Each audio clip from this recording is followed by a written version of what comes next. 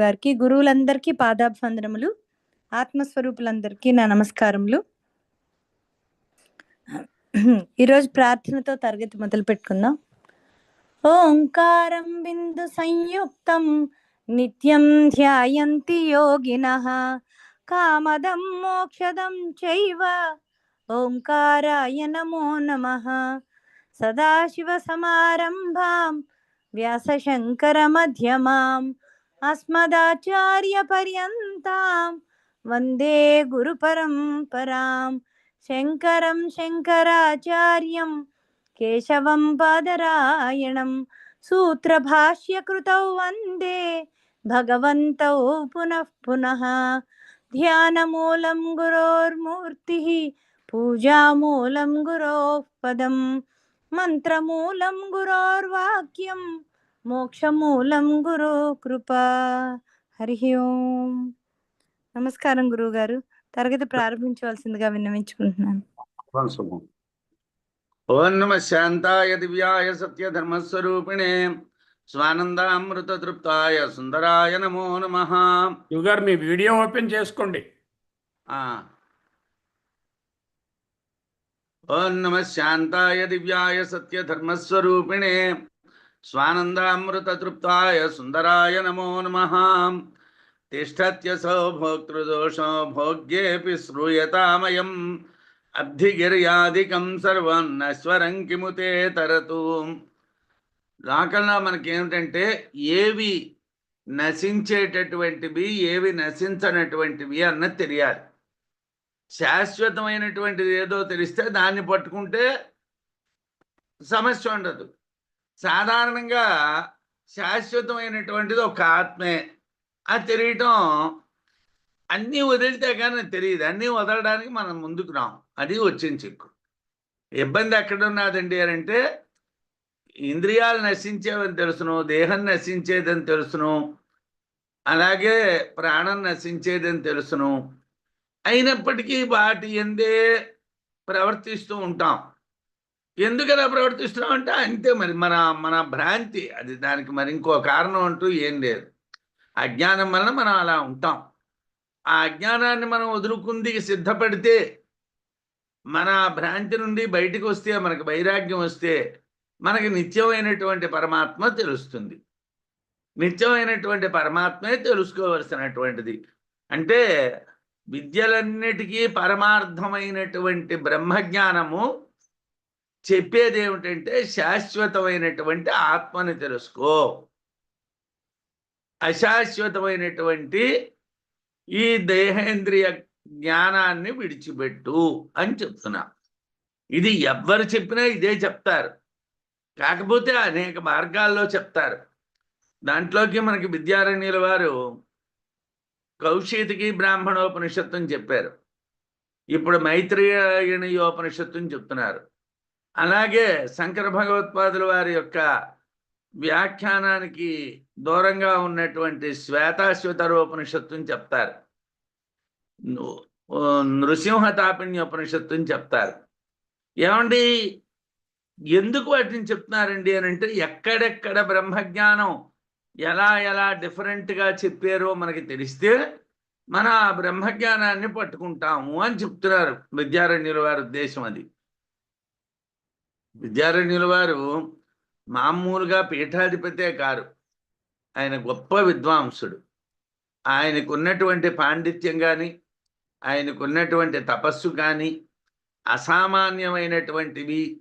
రెండో శంకర భగవత్పాదుల వారే వారు అన్నటువంటి పేరును సంపాదించుకున్నవారు వారు. అటువంటి మహాత్ముడు కాబట్టి ఆయన ఏరి కోరి మనకి ఉపనిషత్తుల్ని తీసి చెప్తున్నారు. యథార్థానికి ఉపనిషత్తుకి మొదలే చెప్పాను, శంకర భగవత్పాదుల వారి వ్యాఖ్యానం లేదు, బ్రహ్మసూత్రాల్లో దీని వినియోగము లేదు. అయినప్పటికీ దీన్ని ఎందుకు చెప్తున్నారంటే, బ్రహ్మజ్ఞానానికి ఒక కొత్త విధానంలో బ్రహ్మజ్ఞానాన్ని ఏ విధంగా సాధించడం అన్నటువంటి దీంట్లో చెప్పారు. కాబట్టి ఆ విషయాన్ని మనకి ఆయన పరిచయం చేస్తున్నారు. అసౌ భోక్తృదోష, ఈ భోక్తలైనటువంటి జీవాత్మలందు దోషము తిష్టతి ఉన్నది. భోక్త అయినటువంటి జీవాత్మకి దోషాలు ఉన్నాయి.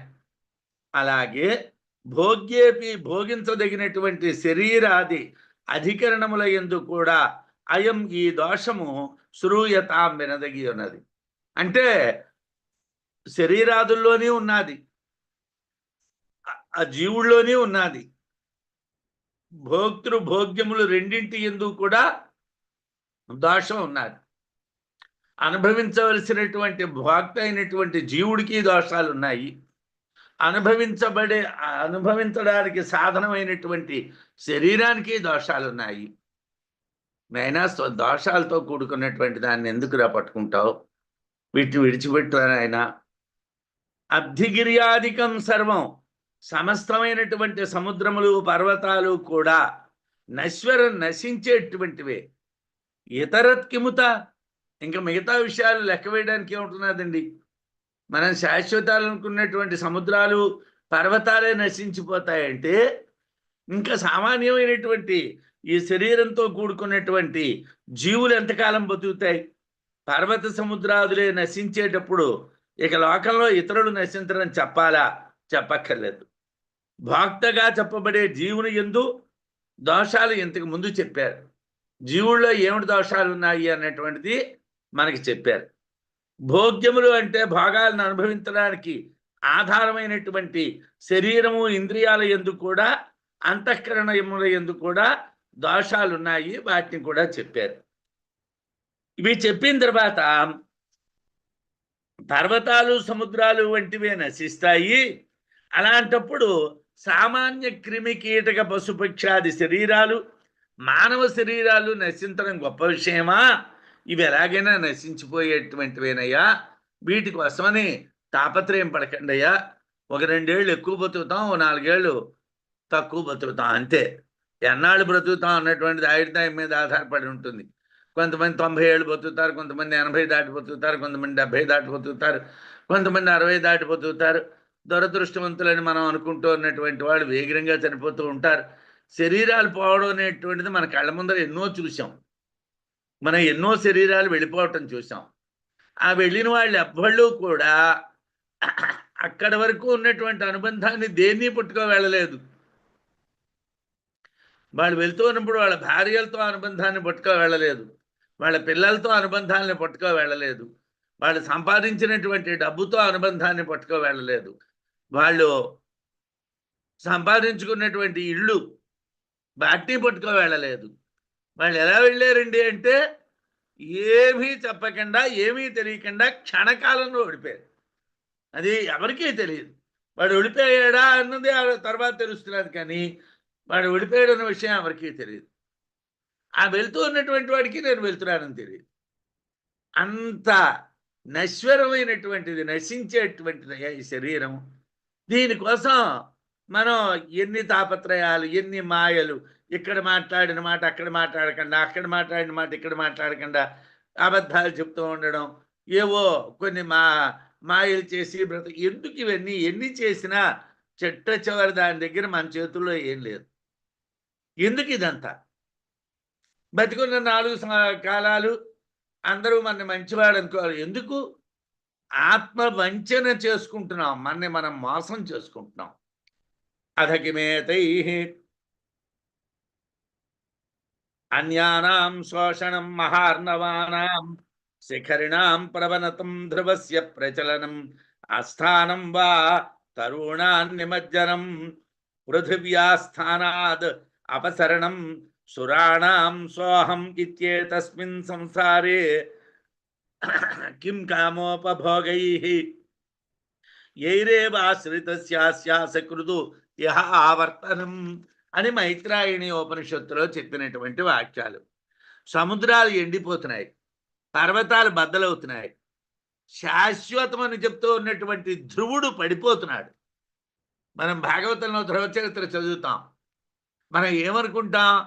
ధ్రువుడు చాలా శాశ్వతమైన, ధ్రువుడే కాదండి, అతని హిరణ్యగర్భ బ్రహ్మలోకంలో ఉన్నటువంటిది ఏది శాశ్వతం కాదు, వాడే శాశ్వతం కాదు. ఆ హిరణ్యగర్భ బ్రహ్మ కాదు పోదు అంటే మనకన్నా కొద్దిగా సీనియర్ అంతే. వాడు మనకన్నా సీనియర్ తప్పిస్తే వాడు పెర్మనెంట్ కాడు, దేవద్రవుడు పెర్మనెంట్ కాడు, ఏమండి ధ్రువుడు పెర్మనెంట్ కాడు. చెట్లు నేల కూలిపోతున్నాయి, భూమి మునిగిపోతున్నది, దేవతలు కాలానుసారంగా వాళ్ళ స్థానాన్ని కోల్పోతున్నారు. ఒక్కొక్క మన్వంతరం అయిపోతే ఒక్కొక్కడికి ఊస్టింగ్ ఆర్డర్లు వచ్చేస్తూ ఉంటాయి. మీరు భాగవతంలో గజేంద్ర మోక్షం చదివారు. చదివినప్పుడు ఏమిటంటాడండి, తామసుండనగా ఉత్తముడి భ్రాత మనువు 4వ వాడు, మానవాధీశ్వర తామసుండనగా ఉత్తముని భ్రాత అని ప్రారంభిస్తాడు. మనువు 4వ వాడు, వాడి పేరు తామసుడు, వాడు ఉత్తముడికి భ్రాత, వాడి కాలంలో దేవతలు వీళ్ళు, వాడి కాలంలో దేవేంద్రుడు వీడు, వాడి కాలంలో ఋషులు వీళ్ళు. అంటే ప్రతి యుగంలోని కూడా ఆ ఉన్నటువంటి దేవతలు అవతలకి వెళ్ళిపోతూ ఉంటారు, అవుట్ అయిపోతూ ఉంటారు, కొత్త వాళ్ళు వస్తూ ఉంటారు. ఈ మాత్రం దానికి దేవతాత్వం సంపాదిస్తే ఏమొస్తుందండి? దేవతలు కూడా కాలానుసారంగా వాళ్ళ స్థానాలు కోల్పోతున్నారు. ఇటువంటి పరిస్థితుల్లో అహంకారంతో సంసారంలో పడి కామసుఖాలు కామసుఖాలు కోరుకునేటువంటి వాడి పరిస్థితి ఎలా ఉంటుందో ఆలోచించండి. అది చెప్పాలా? అందువలన భోక్తృ భోగ్యాలు 2 అశాశ్వతాలు. వాటిని ఆశ్రయించి కామాలు అనుభవించాలి అనుకోవటం ఉత్తి సంసార కారణం మాత్రమే, మళ్ళీ పుట్టడానికి. అందుగురించే మనకి ప్రతి ఉపనిషత్తులు అని హీన కర్మలు చేసినట్టుగైతే హీన జన్మలు వస్తాయి, ఉత్తమ కర్మలు చేస్తే ఉత్తమ జన్మలు వస్తాయి, మీరు మళ్ళీ జన్మలు కావాలనుకోకపోతే జ్ఞానాన్ని సంపాదించండి, జ్ఞానాన్ని సంపాదించండి, జ్ఞానాన్ని సంపాదించండి అంటారు. మనం జ్ఞానం వైపు వెళ్ళడానికి భగవత్పాదులు వారు దారి చూపించారు. భగవత్పాదులు వారి యొక్క మార్గాన్ని అర్థం చేసుకుంది అనేక మంది చాలా గ్రంథాలు రాశారు, చాలా విషయాలు చెప్పారు, సులువుగా అర్థం అవటానికి చెప్పారు. మనం వాటిని అర్థం చేసుకోవటంలో ఇబ్బంది పడుతున్నాం. దోషాన్ సోఢ్వా సకృద్భుక్త సంసారో నశ్యతీతి చేత్ నభాగైరాశ్రితస్య సంసారావృత్తి దర్శనాత్. అదేం లేదండి, మీరేవో దోషాలు ఉన్నారు కదండి, ఆ దోషాలని ఓర్చుకొని భాగాలను అనుభవించేస్తామండి, ఆ తర్వాత వ్యవహారం చూసుకోవచ్చునండి. ఒరే నాయనా, అమాయకుడా నాయనా, విషయం ఏమిటో వినరా అని చెప్తున్నారు. దోషాన్ భోక్తృభోగ దోషములను సోఢ్వా సహించుకొని ఓర్చుకుంటామండి. పోనీ భోక్తకి దోషాలు ఓర్చుకుంటాం, శరీరానికి దోషాలు ఉన్నాయి ఓర్చుకుంటాం. సకృద్భుక్త సంసారంలో ఒకసారి అనుభవించబడినటువంటి సంసారం, మేము ఒకసారి సుఖాలు అనుభవించేస్తాం, ఒకసారి అనుభవించేస్తే మరి కోరిక తీరిపోతుంది కదండి. ఒక జడ్డివాడా, అవి అనుభవించావంటే మళ్ళీ వస్తుందిరా, మళ్ళీ వచ్చేస్తుంది, మళ్ళీ బయలుదేరి వచ్చేస్తుంది. ఏమండి, మనం తలుపు తీసి ఓ రోజు అక్కడ పాలు పెట్టి మరిచిపోయామనుకోండి, ఓ పిల్లి చూసింది అనుకోండి, ఇవాళ వచ్చి కొద్దిగా తాగేసి వెళ్ళిపోతుంది. రేపు మళ్ళీ నక్కి నక్కి చూస్తూ ఉంటుంది, వీళ్ళు తలుపు తీసున్నాదా లేదా, ఎవళ్ళు ఇక్కడ లేరు కదా, మళ్ళీ పాలు తాగుదా అని. అలాగా ఈ సంసారం కూడా నక్కి నెక్కి చూస్తూ ఉంటుందండి. ఈ విధంగా మళ్ళీ వస్తాడా, వీడిని పట్టుకొని వద్దాం, పిలక పట్టుకొని ఈడ్చుకొని వద్దాం, మళ్ళీ ఓ జాడిద్దాం అని చూస్తూ ఉంటుందండి. సకృద్భక్త ఏదో ఒకసారి అనుభవించేసి సంసారం నశ్యతీతి చేత్ నశించిపోతుందండి, మళ్ళీ మాకేం ఈ బాధలు ఉండవండి, మళ్ళీ మేము పుట్టమండి అంటావేమో. భాగై భాగముల చేత ఆశ్రితస్య ఆశ్రయించబడిన అస్య ఈ జీవునికి నా అలా కాదు. ఏమయ్యా, భాగాల్ని ఆశ్రయించినటువంటి ఈ జీవుడికి అలా జరగదయ్యా. ఎందుకు అలా జరగదయ్యా? సంసార ఆవృత్తి దర్శనాత్, చావు పుట్టుకలనేటువంటివి ఒకదాని తర్వాత ఒకటి అంతరాయం లేకుండా వస్తూ ఉంటాయి. ఒకటైపోగానే మరొకటి, అయిపోగానే మరొకటి, చావుగానే పుట్టగానే చావడం, వ్యవధానం లేకుండా. ఇదేమిటండి, నువ్వేదో భాగాలు అనుభవించేసి వదిలేస్తే అయిపోయింది అనుకుంటే కుదరదండి. వాడు వచ్చి పేక పట్టుకుంటాడండి. ఒరే, నువ్వు మొన్నను భాగాలను అనుభవిస్తూ ఉన్నప్పుడు ఈ కర్మలు చేసావు, నువ్వు ఈ శరీరంతో ఈ భాగాలు అనుభవించావు, పద అల్లా శరీరానికి పద, అదైపోయిన తర్వాత ఇంకో శరీరానికి పద, అదైపోయిన తర్వాత మరో శరీరానికి పద, నీ పిలక పట్టుకో ఈడ్చుకో వెళ్తూ ఉంటారు. నువ్వేదో ఇవి అనుభవించేస్తే వదిలిపోతుంది అనుకుంటున్నావు, అనుభవించేస్తే వదలవు, అంటుకుంటాయి, పట్టుకుంటాయి, పీక పట్టుకుంటాయి. భోక్తృభాగ దోషాలు ఉన్నటువంటి జీవుడు దోషాలని ఓర్చుకొని ఒకసారి భాగాల్ని అనుభవించి తిరిగి మరి పుట్టాడు అని అందాం. అంటే అలా కుదరదయ్యా నాయన. ఎందుకు అలా కుదరదండి? భాగాల చేత ఆశ్రయించబడి ఈ జీవుడు మరలా పుడుతున్నాడు, చస్తున్నాడు, అనేక దేహాలు ధరిస్తున్నాడు. అందువలన భాగాలు అనుభవం తిరిగి జన్మను కలిగించేదే కానీ ముక్తిప్రదం కాదు. భాగాన్ని అనుభవించాం అనుకోండి, ఏదో ఇవాళ 1 కేజీ బంగారం అధ్యయన భారతి వాళ్ళు గురుదక్షిణగా ఇచ్చారు కదా అని చంకలో పెట్టుకున్నాం అనుకోండి, కనీసం 1000 జన్మల్లో మనం పుట్టి ఈ దోషాన్ని అనుభవించాలి. ఏదో ఇచ్చేశారు కదా అంటే మనకి 1000 కేజీ బంగారం అండి, మళ్ళీ ఎప్పుడు సంపాదిస్తాను, ఏదో దొరికింది కదా ఇప్పుడే చంకలో పెట్టేద్దాం అంటే నువ్వు చంకలో పెట్టేసావు, కానీ వాడు నిన్ను చంకలో పెట్టుకో ఓడిపోయాడు. ఆ కాలస్వరూపుడు ఏం చేశాడు? ఒరే నాయన, నువ్వు మొన్న అక్కడ పుచ్చుకున్నావు కదరా, ఎక్కడికి రా అన్నాడు, ఇక్కడి నుంచి అల్లక్కడికి రా అన్నాడు, అక్కడి నుంచి ఇక్కడికి రా అన్నాడు, ఇలా తిప్పుతున్నాడు. ఒరే నాయన, నువ్వు భాగాలను అనుభవించేటప్పుడు నువ్వు ఏ భాగాలను అనుభవిస్తున్నావో ఆ భాగాలను అనుభవించడం వల్ల కలిగినటువంటి ఫలములు నీకు జన్మాంతర కారణాలు అవుతున్నాయి. కాబట్టి నువ్వు భాగానుభవం అనేటువంటిదే తప్పు, దాన్ని వదిలే. అహమిత్యేతస్మిన్ సంసారే కిం కామోపభోగై ఏర్వాశ్రిత్య స్యాస్య అసకృదిహావర్తనం దృశ్యత. నేను అనేటువంటి భావంతో ఈ సంసారంలో కామసుఖాలు పొందటం వలన మానవుడికి లాభం ఏమీ లేదు.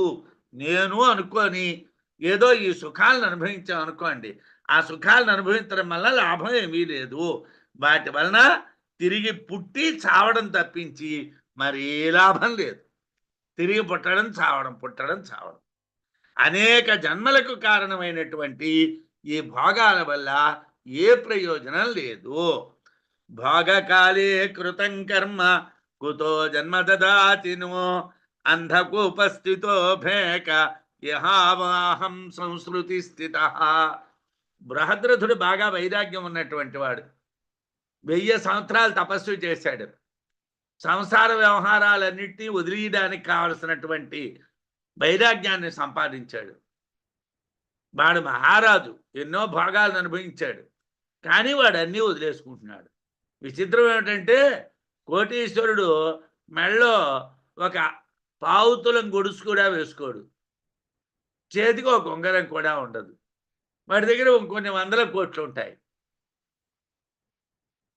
కనీసం 1,00,000 రూపాయలు కూడా సంపాదన లేనటువంటి వాడు సంపాదనాపరుణ్ణి, ధనవంతుణ్ణి అనే లోకానికి తెలియటం కోసం మెడలో ఒక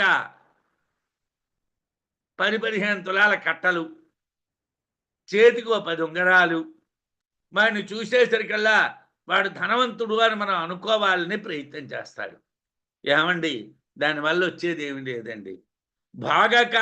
భాగకాలమునందు కృతం చేయబడిన కర్మము కుతః ఎందువలన జన్మ నదదాతి, తిరిగి పుట్టుకను ఇవ్వదు.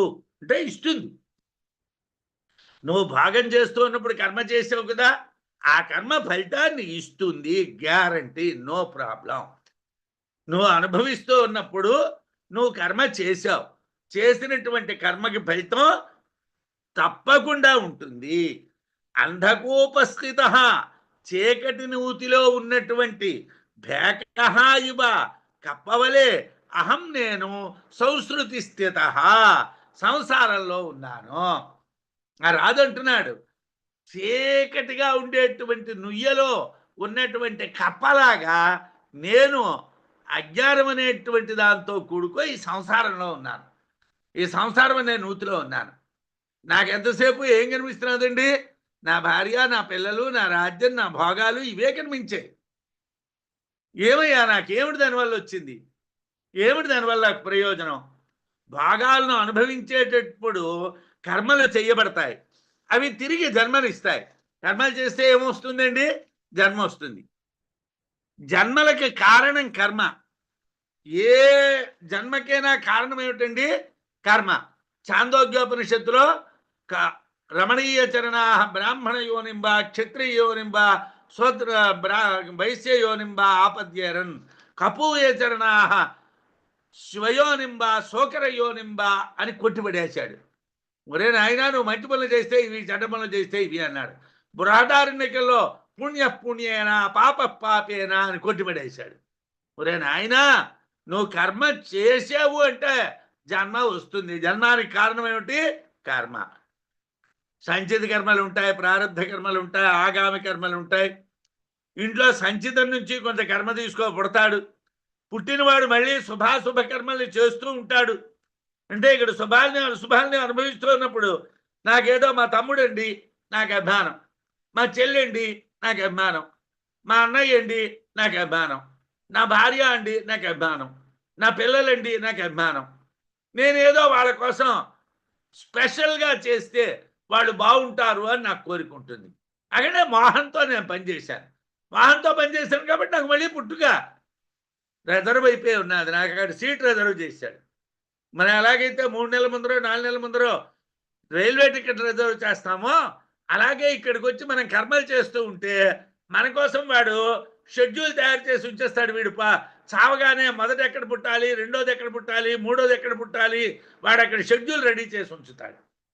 మనం వెళ్ళేసరికి అలా షెడ్యూల్ చేతిలో పెట్టేస్తాడు. రే ఇదిగోట్రా, నువ్వు ఇక్కడి నుంచి నెక్స్ట్ అక్కడికి కూడా పోవాలి, అక్కడి నుంచి అలా అక్కడికి కూడా పోవాలి, అక్కడి నుంచి ఇంకో చోట.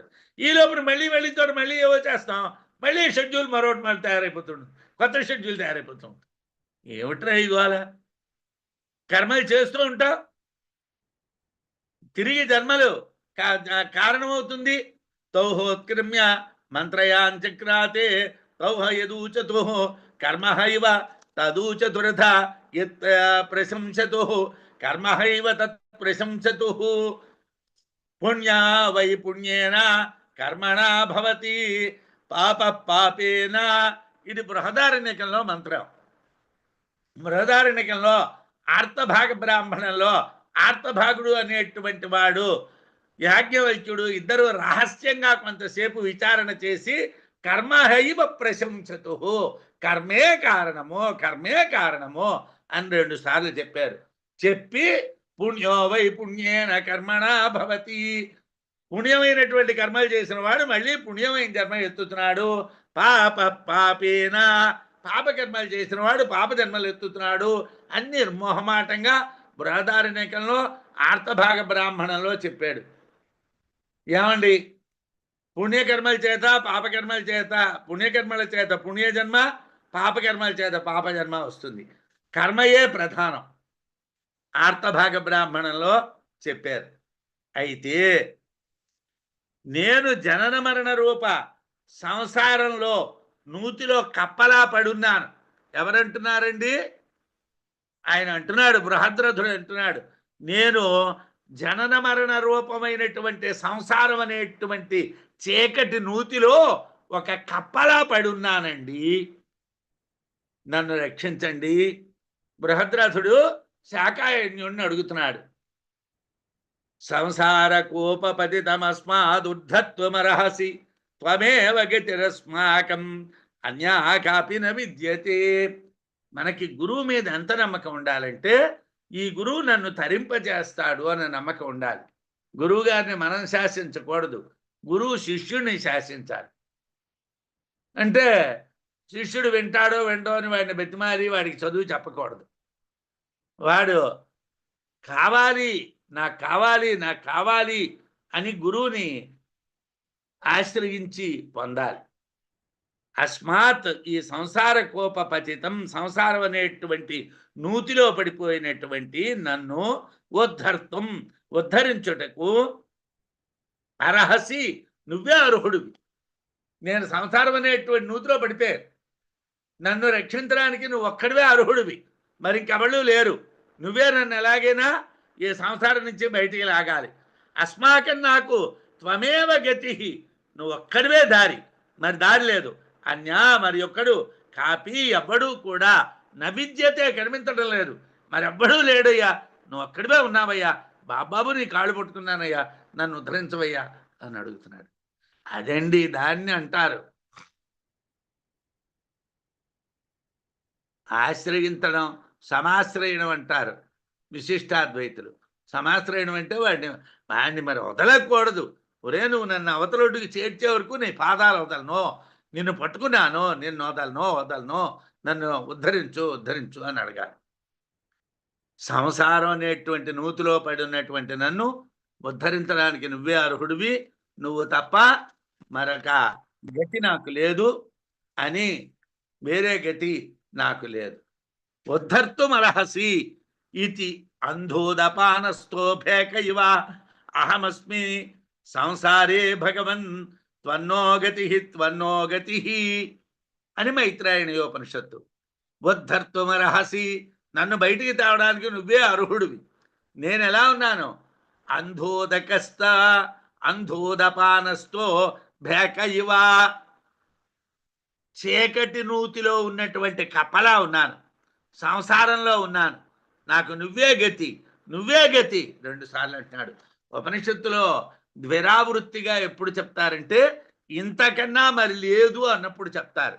నువ్వే గతయ్యా అన్నాడు. అయితే 2 సార్లు చెప్పడంలో బృహద్రథుడు శ్రౌత ధర్మాన్ని పాటించాడు.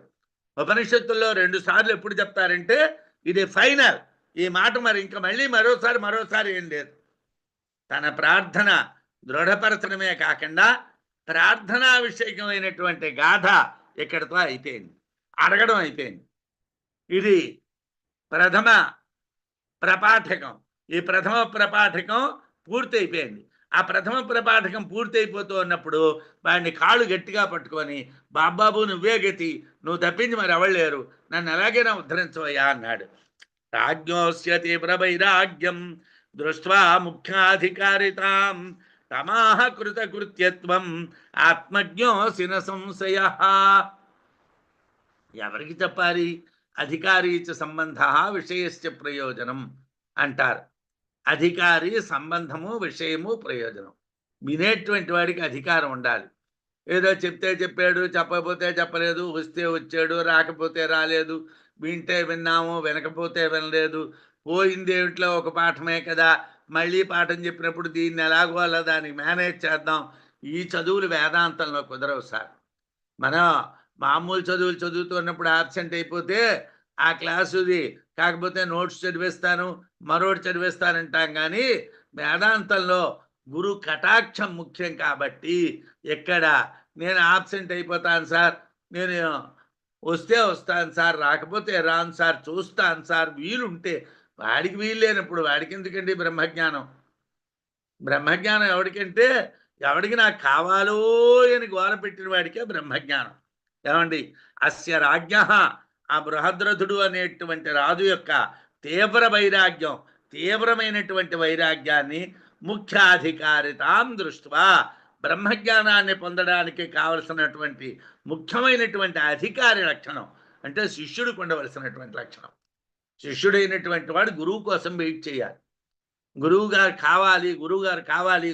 కావాలి అని వెయిట్ చేయాలి. ఎంతో ప్రయత్నం చేస్తే కానీ గురువులు దొరకరు అంటారు. మనకి కలియుగంలో ఈ విషయంలో కొంత చర్చ కూడా ఉన్నది. అందరూ గురువులు కారు.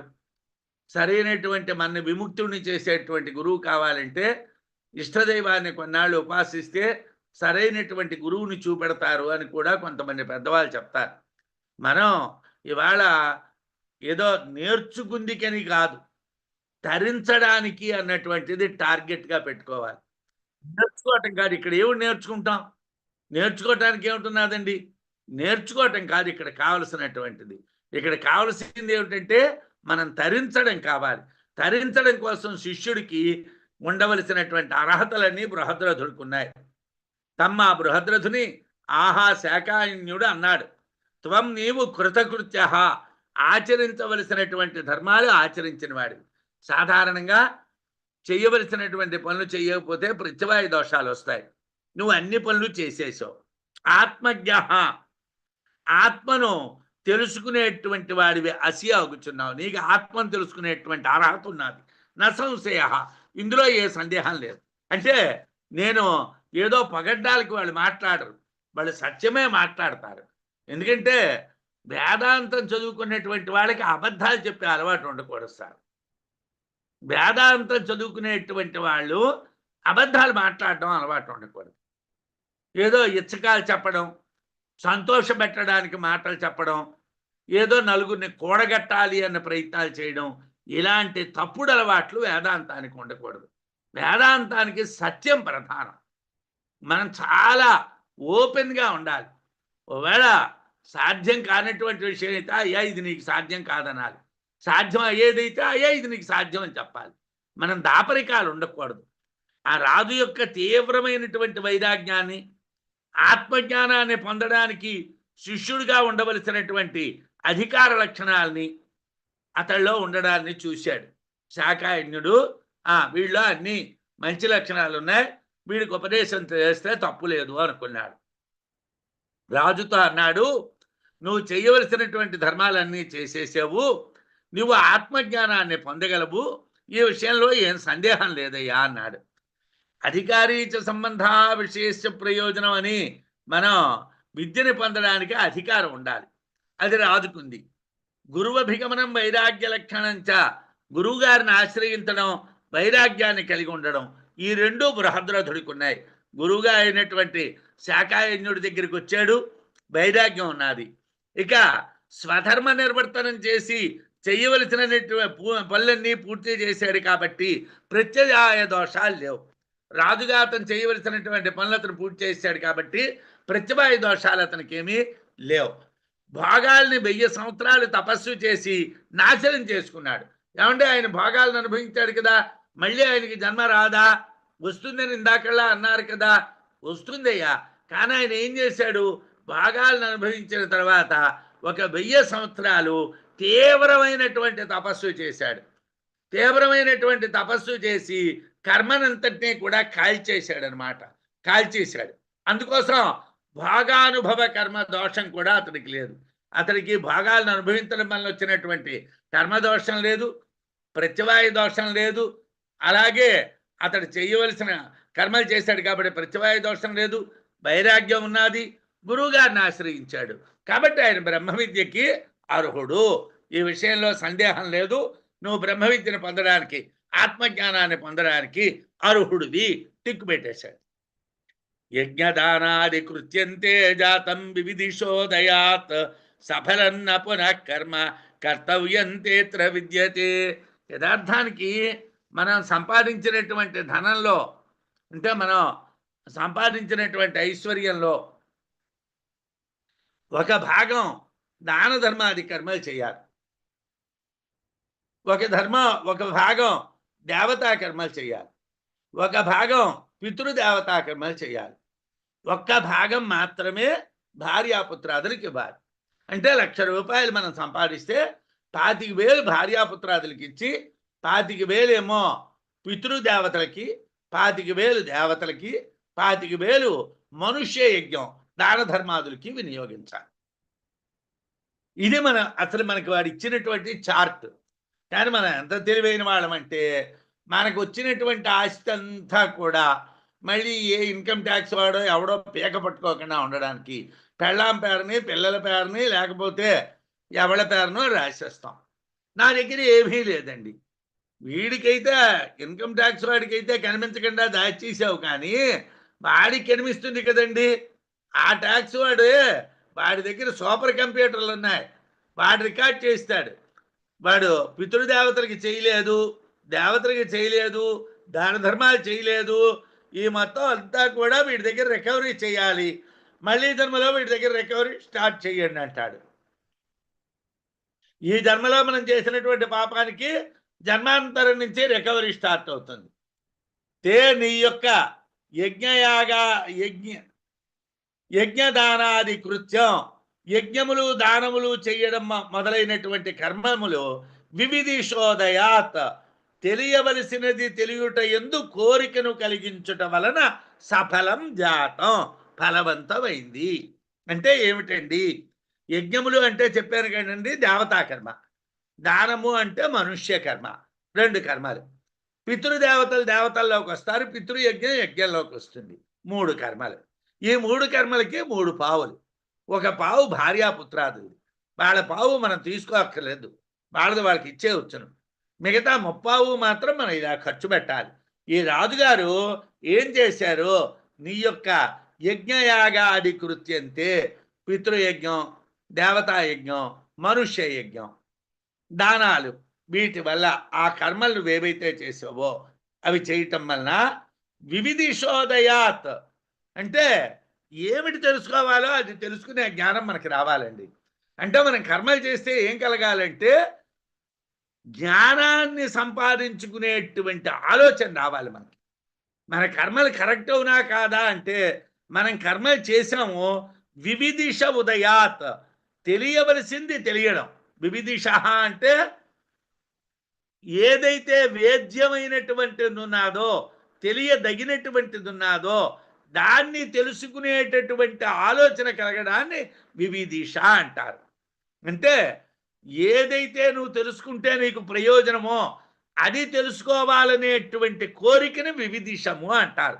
ఆ వివిధిషం అనేటువంటిది ఉదయాత్ నీకు ఉదయించింది కదా, ఏమిటి తెలిస్తే నీకు ప్రయోజనమో దాని మీద నీ కోరిక పుట్టింది కదా, కాబట్టి నువ్వు చేసినటువంటి కర్మలన్నీ సఫలం జాతం, అన్నీ సఫలమైపోయాయా, ఫలవంతం అయిపోయాయా. అత్ర ఇక్కడ తే నీకు పునః కర్తవ్యం కర్మ, తిరిగి చేయవలసినటువంటి కర్మ నవిద్యతే లేదు, నువ్వు ఇంకేం చేయవలసింది లేదు. ఎందుకంటే నువ్వు దేవయజ్ఞాలు చేసావు, పితృయజ్ఞాలు చేసావు, మనుష్య యజ్ఞాలు చేసావు, దానాలు చేసావు, దానివల్ల నీ కర్మలు సఫలమైపోయాయి. ఆ సఫలమైపోయాయి, నీ జ్ఞానం కావాలి అనేటువంటి కోరిక కలిగింది, నువ్వు జిజ్ఞాసుగా మారేవు, కాబట్టి నువ్వు మరికన కర్మ చేయవలసిన పని లేదు. ఓ రాజా, నీవు చేసినటువంటి యజ్ఞయాగాది కర్మలు, దాన ధర్మములు సఫలమయ్యాయ్యా, అవన్నీ కూడా సఫలమయ్యాయి. ఏ విధంగా అంటే వాటిని ఆచరించడం వలన నీకు ఏది ముఖ్యంగా తెలియవలసినటువంటిదో అది తెలుసుకోవాలి అనే కోరిక కలిగింది. ఏది ముఖ్యంగా మనం తెలుసుకోవాలో అది తెలుసుకోవాలన్న కోరిక కలిగింది. అందువలన నువ్వు ఆచరించినటువంటి కర్మలన్నీ కూడా సఫలమైపోయాయి. అన్ని కర్మలు కూడా పూర్తిగా సఫలమయ్యాయి. ఇక మీదట నువ్వు ఈ లోకంలో ఎటువంటి కర్మలు చెయ్యక్కర్లేదు.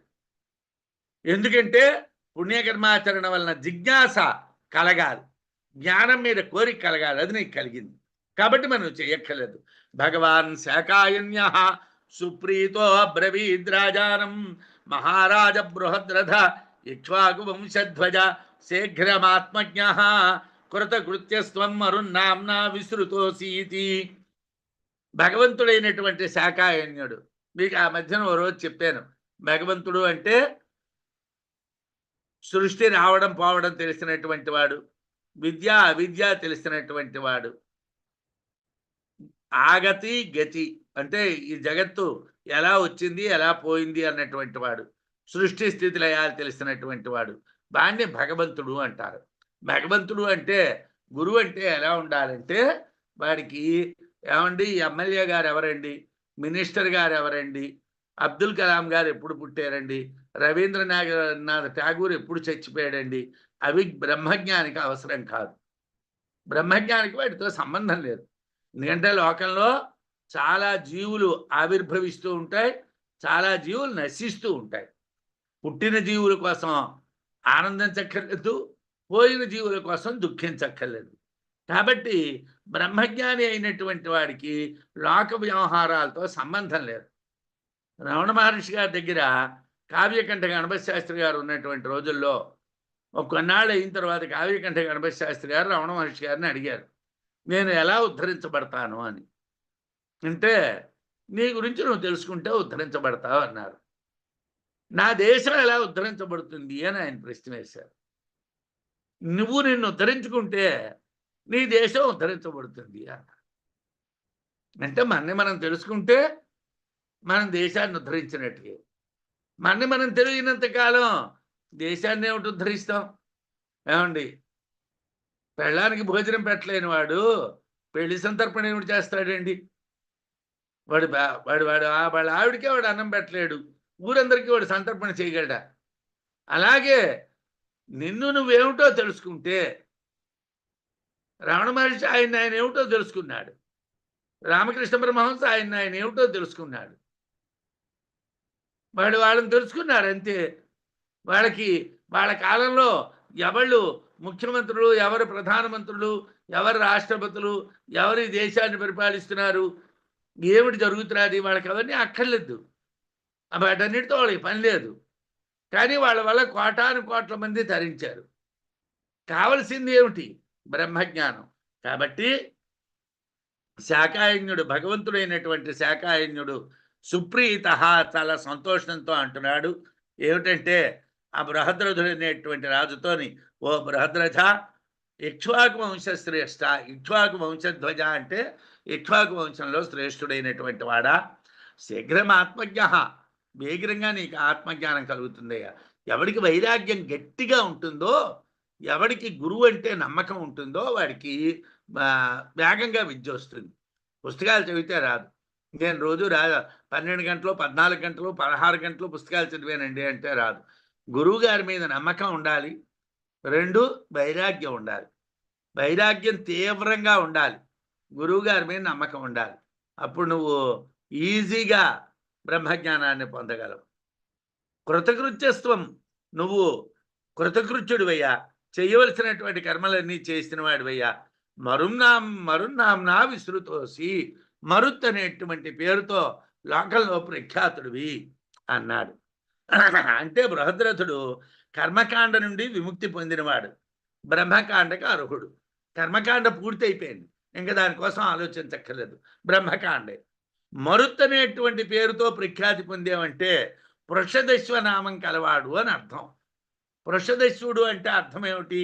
వృషమృగ విశేష అశ్వ యస్య సహ వృషదశ్వ, వృషత్ అనేటువంటి మృగం వాహనంగా కలిగినటువంటి వాడు వృషదశ్వుడు అని అర్థం. లేదా వృషంతి జలబిందవ అశ్వ అస్యేతివా, జలబిందువులు వాహనముగా కలవాడు అనేటువంటివి 2 అర్థాలు వృషదశ్వ శబ్దానికి ఉన్నాయి. ఈ బృహద్రథుడు అనేటువంటి రాజుగారు కూడా ఇంద్రుడిలాగా జలబిందువులు వాహనంగా కలవాడు. ఇంద్రుడు మేఘాలు వాహనంగా కలిగినటువంటి వాడు.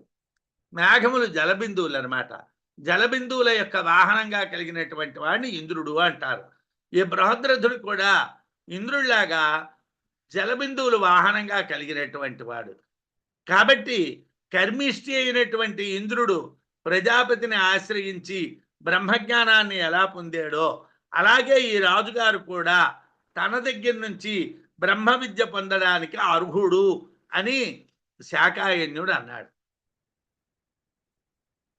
చాందోగ్యోపనిషత్తులో చెప్పుకున్నాం, ప్రజాపతి దగ్గర నుంచి ఇంద్రుడు బ్రహ్మ విద్యను పొందాడు.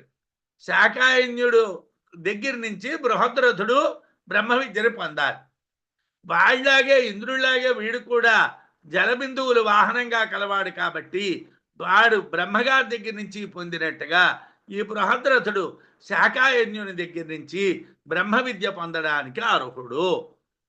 విషయాసక్తిరేవాస్య జ్ఞానస్య ప్రతిబంధిక, ఏషాతు నాస్తి తే జ్ఞానో హస్తప్రాప్తమివ స్థితం. అసలు ఈ జ్ఞానానికి ఏమిటండి పెద్ద ఆటంకం అంటే విషయముల యందు ఆసక్తి. అస్య జ్ఞానస్య, ఈ బ్రహ్మజ్ఞానమునకు విషయాసక్తి ఏవా, ఇంద్రియార్థములందలి ఆసక్తియే ప్రతిబంధిక, ప్రతిబంధమును కలిగించేది. అంటే ఏమిటి ఆటంకం అండి? మనకి బ్రహ్మజ్ఞానం మనకి ఎందుకు కలగడం లేదండి అని అంటే, మనకి ఈ ఇంద్రియ వ్యవహారాల మీద ఆసక్తి. అలా వాడు వచ్చాడు మాట్లాడాలి, ఇల్లు వీడు వెళ్ళాడు మాట్లాడాలి, ఇల్లు వీడికి ఏదో చెప్పాలి, అలా వాడికి ఏదో చెయ్యాలి, ఏదో నేనున్నాను, నా ఉనికి ఉన్నది అని తెలియటం కోసం ఏదో ఒక పని చేస్తూ ఉండాలి. ఇదే ఈ ఇంద్రియ వ్యవహారాలే ఈ బ్రహ్మజ్ఞానానికి ఆటంకమయ్యా. బ్రహ్మజ్ఞానానికి ఏమిటి ఆటంకం అంటే ఈ ఇంద్రియాలు చేసేటువంటి పనులకి లొంగిపోయి ఉండడమే ఆటంకం. ఏషాతు, ఈ ఇంద్రియార్థములందు ఆసక్తి అయితే తే నీకు నాస్తి లేదు. ఏవయ్యా, నీకు ఇంద్రియార్థాల మీద ఆసక్తి లేదు. అందువలన జ్ఞానం, బ్రహ్మజ్ఞానము లేదా ఆత్మజ్ఞానము హస్తప్రాప్తమివ స్థితం, చేతిలో ఇమిడిపోయినట్టుకున్నారు. అంటే నీ చేతుల్లో బ్రహ్మజ్ఞానం ఉంది. అంటే బ్రహ్మజ్ఞానం ఎవరి చేతుల్లో ఉంటుందండి? ఇంద్రియ వ్యవహారాలు ఎవరు అక్కర్లేదు అనుకుంటారో, ఇంద్రియ వ్యవహారాలతో ఎవరికి సంబంధం ఉండదో వాళ్ళకి చేతుల్లో బ్రహ్మం ఉంటుంది. బ్రహ్మం వాళ్ళ చేతుల్లో ఉంటుంది. ఓ రాజా, నీకు బ్రహ్మజ్ఞానానికి ప్రతిబంధకమైనటువంటి ఇంద్రియార్థముల మీద ఆసక్తి లేదు. అందువలన నీకు బ్రహ్మజ్ఞానం నీ చేతిలో ఇమిడి ఉన్నటువంటి పదార్థం లాంటిది. అంటే నువ్వు శ్రమ పడక్కర్లేదు, సులభంగా నీకు బ్రహ్మజ్ఞానం కలుగుతుంది అని చెప్పాడు. చెప్పి సంసార హేయతాం బుద్ధ్వా త్యక్తే తస్మిన్నశేషతః యోవశిష్టో భ్వాతి సోయం ఏవ ఆత్మా ఇత్యవగచ్చ భో. గురువుగారు, ఆత్మ అంటే ఏమిటండి? ఆత్మ అంటే ఆత్మేనండి. ఆత్మ అంటే ఆత్మ అండి. ఆత్మ అంటే ఆత్మ అండి. ఎందుకోసం? ఆత్మ నిర్విశేషమైనటువంటిది కాబట్టి. పోయి ఆత్మ తెల్లగా ఉంటుంది, నల్లగా ఉంటుంది, ఆత్మ పొడుగ్గా ఉంటుంది, పొట్టిగా ఉంటుంది, ఆత్మ మాట్లాడుతుంది, ఆత్మ తింటుంది, ఆత్మ కూర్చుంటుంది అని చెప్పడానికి లేదు. ఆత్మకి ఏ విశేషము లేదు. మరి ఆత్మ అంటే ఏం చెప్పమన్నావయ్యా అంటే, ఏవి అక్కర్లేదో ఆ వదిలేస్తే మిగతాదే ఆత్మ. అక్కర్లేనటువంటి వాటిని వదిలేయాలి. సంసార హేయతాం, జనన మరణ పరంపరా కారణమైనటువంటి దేహేంద్రియాభిమానమును, అవిద్యను చాలా నీచముగా బుద్ధ్వా తెలుసుకొని, ఈ శరీరం, ఈ ఇంద్రియాలు, ఏ ప్రాణం, వీటి మీద ఉండేటువంటి అభిమానం చాలా నీచమైనదని తెలుసుకోవాలి. ఏదో రామసుబ్బారావు గారు చాలా బ్రహ్మాండంగా బ్రహ్మజ్ఞానాన్ని చెప్తున్నారు అంటే చాలా విర్రిబెధం అనమాట. నేను ఎందుకు పనికిరాని వాడు. ఎందుకంటే బ్రహ్మజ్ఞానం చెప్పబడేది కాదు కదా. బ్రహ్మమే తానే బ్రహ్మ, బ్రహ్మమే తాను. చెప్పడం ఏమిటండి బ్రహ్మాన్ని? ఏదో వాచార్య వర్తంతే అప్రాప్య మనసా సహా. ఏదో మనం ఏమిటనుకుంటూ ఉంటాం, నేను బాగా మాట్లాడాను, ఆయన నాకు కితాబ్ ఇచ్చాడు. ఆయన కితాబ్ ఇవ్వడానికి అది ఏమైనా చెప్పవలసినటువంటి విషయమా? ఆనందించాలి. బ్రహ్మజ్ఞాని అంటే ఆనందంలో ఉండాలి. అంతగా తప్పించే బ్రహ్మజ్ఞానాన్ని పొగడ్డానికి ఏమీ లేదు. దేహేంద్రియాభిమానం అనేటువంటిది చాలా నీచమైనటువంటిది అని తెలుసుకొని, తస్మిన్, ఆ దేహేంద్రియ ప్రాణాభిమానాన్ని, అవిద్యను అశేషత, కొద్దిపాటి కూడా మిగలకుండా నిశ్శేషంగా త్యక్తే, విడిచిపెట్టినప్పుడు, అదంతా వదిలేస్తే, యహా, ఏది అవశిష్ట మిగులుతుందో, భాతి ప్రకాశిస్తున్నాదో, సోయమేవ, అదే ఆత్మా ఇది, ఆత్మ అని భో అవగచ్చా, ఓయి తెలుసుకోవయ్యా. ఏమీ లేదయ్యా, సంసారం జనన మరణాలకి కారణమైనటువంటి దేహేంద్రియాభిమానం చాలా నీచమైంది అని వదిలేయి. అది వదిలేసిన తర్వాత అన్నీ వదిలిగా మిగిలింది ఏమిటుంటా అదే ఆత్మ. అన్నీ వదిలే, నీకు తెలిసిన వాటి అన్నిటినీ వదిలి, నీకు తెలిసిన వాటి అన్నిటినీ వదిలేస్తే ఇంకా మిగిలేటువంటిది ఒక్కటే. ఏమిటది? ఆత్మ. సంసారం చాలా నీచమైనటువంటిది. సంసారం అంటే జనన మరణ పరంపర. దానికి కారణం ఏమిటండి? అవిద్య. అవిద్య వలన ఏం కలిగిందండి? దేహం నేను, ఇంద్రియాలు నేను, ప్రాణం నేను అనేటువంటి భ్రాంతులు కలిగాయి. ఆ అవిద్యా భ్రాంతుల్ని తెలుసుకొని ఆ శరీర భ్రాంతి, ఇంద్రియ భ్రాంతి, ప్రాణభ్రాంతి నిశ్శేషంగా విడిచిపెట్టాయి. ఇంకేం మిగులుతుందండి? ఆత్మ మిగులుతుంది. ఆ ప్రకాశించేటువంటిదే ఆత్మ. అంటే జగత్తునందు భ్రాంతి అంతా కూడా నశించిపోతే, నేతి అని అన్నింటినీ వదిలేస్తే మిగిలేటువంటిది ఆత్మజ్యోతి. అదే ఆత్మ అని తెలియదు. ఏమిటి వదిలేయాలండి? ఏమీ వదిలేకపోతున్నాం, అన్నీ పట్టుకొనే ఉన్నాం. ఎలాగ? అథాత ఆదేశో నేతి నకేతస్మాది తినేత్యన్యతో పరమస్త్వథా నామధేయగుం సత్యస్య సత్యమితి ప్రాణావై సత్యం తేషామేవ సత్యస్య సత్యం అని బృహదారణ్యకంలో మంత్రం ఉన్నది. అన్నీ వదిలిగా వదిలిగా వదిలిగా వదిలిగా వదిలిగా వదిలిగా మిగిలింది ఆత్మ అన్నాడు. బ్రహ్మము యొక్క ఉపదేశం అంటే ఏమిటి? ఏమంటే బ్రహ్మాన్ని ఉపదేశించడం అంటే ఏమిటి? ఇదిగో రా చెవిట్లో చెప్తాను బ్రహ్మం అంటే చెవిట్లో చెప్పడానికి బ్రహ్మం ఏం లేదు, నోట్లో చెప్పడానికి బ్రహ్మం లేదు, చూపించడానికి బ్రహ్మం లేదు. మరేమిటి బ్రహ్మం అంటే? ఇది కాదు ఇది కాదు అని, ఏది కాదు అంటే ఇది కాదు ఇది కాదు అని వదిలేయాలి, నేతి నేతి అని వదిలేయాలి. దేన్ని వదిలేయమంటావయ్యా? సర్వ ఉపాధి విశేష అపోహేనా, భిన్న భిన్న ఉపాధులన్నింటికీ కూడా నిరాకరించడం. ఇదిగో ఏ కాళ్ళు కాదు, చేతులు కాదు, ముక్కు కాదు, నోరు కాదు, చెయ్యి కాదు, కన్ను కాదు, చెవి కాదు, ఏది కాదు, మనస్సు కాదు, బుద్ధి కాదు, అహంకారం కాదు, చిత్తం కాదు, అన్నీ వదిలే. అపోహేన, భిన్న భిన్న ఉపాధులన్నింటినీ కూడా నిరాకరించు అన్నారు. శంకరులు రాశారు వ్యాఖ్యానం అక్కడ. నకశ్చిద్ విశేష అస్తి నామవా రూపం వా కర్మ వా భేదో వా జాతిర్వా గుణో వా తద్వారేణ హి శబ్ద ప్రవృత్తి భవతి నచ ఏషాం కశ్చిత్ విశేషో బ్రహ్మణి అస్తి అతో న నిర్దేష్టం శక్యతే ఇదంతతో. అక్కడ భగవత్పాదులు వారి వ్యాఖ్యానాన్ని ఇక్కడ మీకు ఇచ్చాను.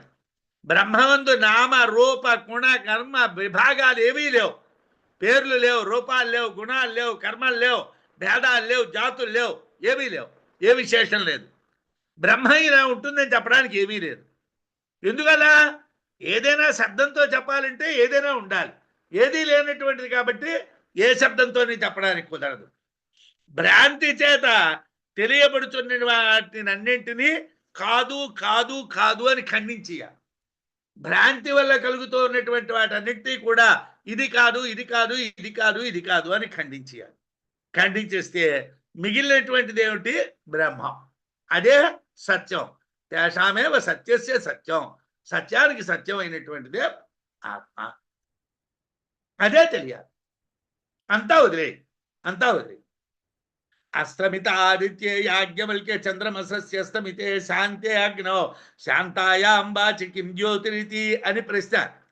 దానికి సమాధానం ఆత్మైవాస్య జ్యోతి భవతి అని బృహదారణ్యకంలో జ్యోతిర్బ్రాహ్మణంలో చెప్తారు. సూర్యుడు అస్తమించాడు, చంద్రుడు అస్తమించాడు, అగ్ని లేదు, మాటలు లేవు. అటువంటి సమయంలో ఏమిటయ్యా జ్యోతి? ఏది ప్రకాశిస్తుందయ్యా? ఆత్మే ప్రకాశిస్తుంది. అన్నింటినీ విడిచిపెడితే ప్రకాశించేదేది? బ్రహ్మమో ఆత్మ, అదే ప్రకాశిస్తుంది. అన్ని భ్రాంతులు విడిచిపెట్టేస్తే మిగిలినటువంటి ప్రకాశమానమైనటువంటిది ఏది ఉన్నదో అదే ఆత్మ అని తెలుసుకో అని శాకాయన్యుడు రాజుతో చెప్పాడు. ఏషో బాహ్యావష్టంభతే నోర్ధ్వముత్క్రాంత వ్యధమాన వ్యధమాన తమ ప్రణుదతి ఆశా ఆత్మ ఇది శృతి. మాండుగా మైత్రాయణ్యోపనిషత్తులో ఈ మాటలు ఉన్నాయి. ఇవి కాకుండా అక్కడ మరో పాఠం ఉన్నది. ఏషోచ్ఛ్వాసావిష్టంభనేన ఊర్ధ్వముత్క్రాంత వ్యయమానో అవ్యయమానో అని మరో పాఠాంతరం ఉన్నది. ఎవడైతే బాహ్యేంద్రియాలు స్తంభించిపోయిన తర్వాతను, అంటే బయటికి ప్రయాణం చేసేటప్పుడు బాహ్యేంద్రియాలన్నీ పోతాయి. పోయినప్పుడు బాధపడేదాన్ని, బాధపడని దాన్ని, నాశనం అయ్యేదాన్ని, నాశనం కాని దాన్ని. ఒక వ్యధమాన అంటే బాధపడేది, అవ్యధమాన అంటే బాధపడంది, వ్యయమాన అంటే నశించేది, అవ్యయమాన అంటే నశించినటువంటిది. రెండు పాఠాల్లోని ఇంద్రియ ధర్మాలన్నింటినీ దానికి కారణమైనటువంటి అవిద్యని నశింపజేస్తే, ఇంద్రియ ధర్మాలన్నింటినీ పోగొట్టేటువంటి అవిద్య నశింపజేస్తే మిగిలేటువంటిదే ఆత్మ. నతస్య ప్రాణావుత్క్రామంతే బ్రహ్మైవ సన్ బ్రహ్మాప్యేతి. మృత్యు అనేటువంటిది లేదు. ప్రాణాలు బయటికి వెళ్ళిపోవడం అనేటువంటి దానివల్ల మృత్యు అనేది లేదు. వాడు బ్రహ్మంగా మారి బ్రహ్మం అవుతున్నాడు అని బృహదారణ్యకం. ప్రాణాలు లేచిపోవటం అనేటువంటిది జ్ఞానికి ఉండదు. అంతరింద్రియ బాహ్యేంద్రియ సంచార భావనే ఉండదు. అంతరింద్రియాల్లో తిరగడం ఉండదు, బాహ్యేంద్రియాల్లో తిరగడం ఉండదు. అవిద్య నశించి బ్రహ్మంగా వాడు ప్రకాశిస్తాడు. అదే ఆత్మ. అంటే ఇంద్రియ ధర్మములు కానీ జాగ్రత్త స్వప్నాది అవస్థా ధర్మాలు కానీ ఆత్మకి లేవు. జాగ్రత్త అవస్థ లేదు, స్వప్నావస్థ లేదు, సుషుప్త్యావస్థ లేదు, ఏ అవస్థ లేదు. ఏమండి? ఆత్మకి ఇంద్రియ ధర్మాలు లేవు. అవశిష్టోయమాత్మా సా ఆస అవశిష్టోయమాత్మా అసౌ అహమిత్యేవ గమ్యతే మతభేదాదహం బుద్ధి బహుష్వస్తి అత్ర కో భవేత్. అవశిష్ట నిరాకరించగా మిగిలినటువంటిది. ఇది కాదు, ఇది కాదు, ఇది కాదు, ఇది కాదు, ఇది కాదు అని అన్నిటినీ కాదన్న తర్వాత మిగిలినటువంటిది ఏమిటున్నాదో అయమాత్మ, ఆ ఆత్మే ఈ ఆత్మ. అసౌ వీని యందు అహమిత్యేవా నేనే ఆత్మను అని గమ్యతే తెలియబడుతుంది. అయమాత్మ బ్రహ్మ, నేనే బ్రహ్మాన్ని, నేనే బ్రహ్మాన్ని, నేనే బ్రహ్మాన్ని. ఇదిగో ఈ ఆత్మే బ్రహ్మము, ఈ ఆత్మే బ్రహ్మ. మతభేదాత్ అయితే ఏం కావాలండి? సులభంగా ఇంత సులభంగా చెప్పేస్తే ఇక్కడతో అయిపోయింది కదా ఉపనిషత్తులన్నీ. కాదు సార్, ఒక్కొక్క ఋషులు ఒక్కొక్క రకంగా చూసి ఒక్కొక్క రకంగా మాట్లాడుతూ ఉంటే ఏది ఆత్మ కాదో ఎలా తెలుస్తుందో ఎలా తెలియదో అర్థం కావటం లేదు. మతభేదాత్ భిన్న భిన్న విచారణలు ఉండడం వల్ల, ఆలోచనలు అనేక రకాలుగా ఉండడం వల్ల అహంబుద్ధి నేనే అనేటువంటి బ్రహ్మచింతన విషయము బహుషు అనేకులందు అస్తి ఉన్నారు. చాలామంది ఋషులు చాలా రకాలుగా బ్రహ్మాన్ని గురించి మాట్లాడారు. అత్ర ఈ భిన్న భిన్న వాదములందు కహ బ్రహ్మం కహ ఎవడు బ్రహ్మము భవేత్ అగును. ఎవడు బ్రహ్మ, ఏది బ్రహ్మ? అనేక రకాల ఆలోచనలు ఉన్నాయి. ఈ అనేక రకాలైనటువంటి ఆలోచనల్లో ఏది కరెక్టు, ఏది బ్రహ్మ, ఏది బ్రహ్మం కాదు, దేహేంద్రియ ప్రాణ సంఘాతాన్ని, జాగ్రత్త స్వప్న సుషుప్తులను మనం విడిచిపెట్టేశాం. జాగ్రత్త లేదు, స్వప్నం లేదు, సుషుప్తి లేదు, దేహం లేదు, ఇంద్రియాలు లేవు, ప్రాణాలు లేవు, అన్నీ వదిలేసాం. మిగిలింది ఏది ఉన్నదో అదే ఆత్మ. ఈ ఆత్మ నేనే అని తెలియబడుతున్నది. కానీ బ్రహ్మాన్ని విచారించినటువంటి ఋషులు భిన్న భిన్న మార్గాలు చెప్తున్నారు. బ్రహ్మ అనేక విధాలుగా కనిపిస్తున్నది. కనుక ఇక్కడ బ్రహ్మం అంటే ఏదవుతుంది అని ప్రశ్న. మీరు బ్రహ్మం బ్రహ్మం అంటున్నారు, ఒక్కొక్క ఋషి ఒక్కొక్క రకంగా చెప్తున్నారు. ఏది బ్రహ్మం అండి అంటే మహావాక్యాలు ఓ రకంగా చెప్తున్నాయి, మార్గాలు వేరుగా చెప్పబడినా నేనే బ్రహ్మము, అహం బ్రహ్మాస్మి, నీవే బ్రహ్మము, తత్వమసి, ఈ ఆత్మయే బ్రహ్మము, అయమాత్మ బ్రహ్మ, ప్రజ్ఞానమే బ్రహ్మము, ప్రజ్ఞానం బ్రహ్మ, ఇలా ఆత్మనే అన్నీ చెప్తున్నాయి. ఈ మహావాక్యాలే కాకుండా ఇతరమైనటువంటి ఋషివాక్యాల ద్వారా కూడా దేహేంద్రియ ప్రాణ సంఘాతము భిన్నమైనటువంటిది, వాటికన్నా వేరైనటువంటిది, జాగ్రత్త అవస్థల కన్నా వేరైనటువంటిది ఆత్మయే బ్రహ్మము అని స్పష్టంగా చెప్పబడ్డాది.